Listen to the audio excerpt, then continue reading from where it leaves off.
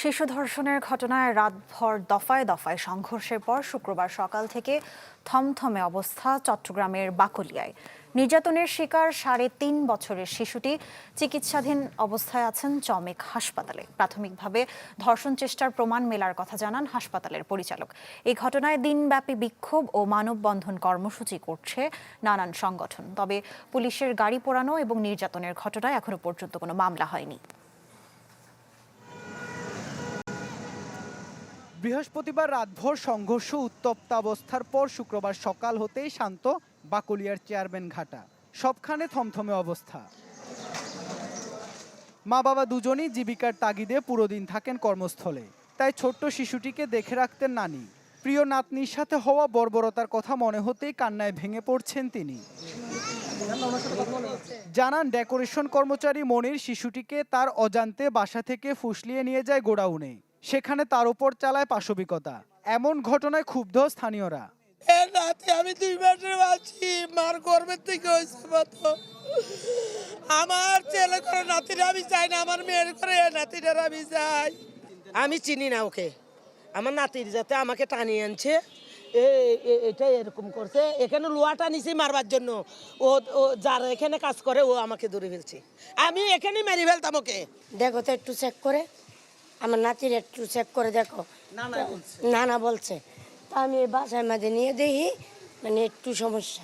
জঘন্য কাজটা করছে, এটা মাইরে লাগানোর দরকার ছিল, লগে লগে মাইরে লাগানোর দরকার ছিল। জনগণের হাতে তুলে দিলেন না কেরে, ঘর বন্দি করে রাখলেন কেরে। পাশবিকতার শিকার শিশুটি বর্তমানে চট্টগ্রাম মেডিকেলের ওয়ান স্টপ ক্রাইসিস সেন্টারে ভর্তি রয়েছে। সন্তানের সাথে এমন নিষ্ঠুরতা মেনে নিতে পারছেন না মা।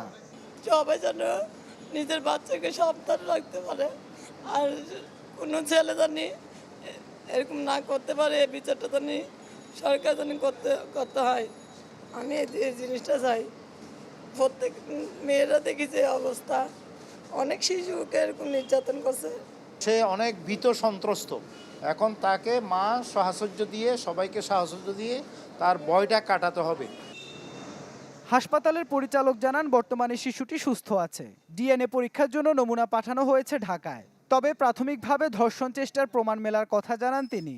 এটাকে আমরা বলি আর কি অ্যাব্রেশন বলি। অ্যাব্রেশন মানে অ্যাটেম্প টু র‍্যাপ আর কি। ধর্ষণের চেষ্টা করা হয়েছিল। তো মেয়েটা যখন চিৎকার করে উঠছে, কান্নাকাটি করে উঠছে, হয়তো আশেপাশের লোকজন এসে জড়ো হয়ে গেছে। আমরা মেয়েটার স্যাম্পল কালেকশন করে ডিএনএ টেস্টের জন্য ঢাকা পাঠাচ্ছি।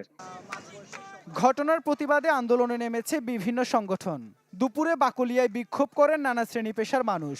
ক্ষোভ জানান একের পর এক শিশু নির্যাতনের ঘটনায়। আমরা যদি ধর্ষকের সঠিক বিচারটা পেতাম, তাহলে হচ্ছে আজকে এই যে ধর্ষক যারা আছে তারা কিন্তু সুযোগ পেত না।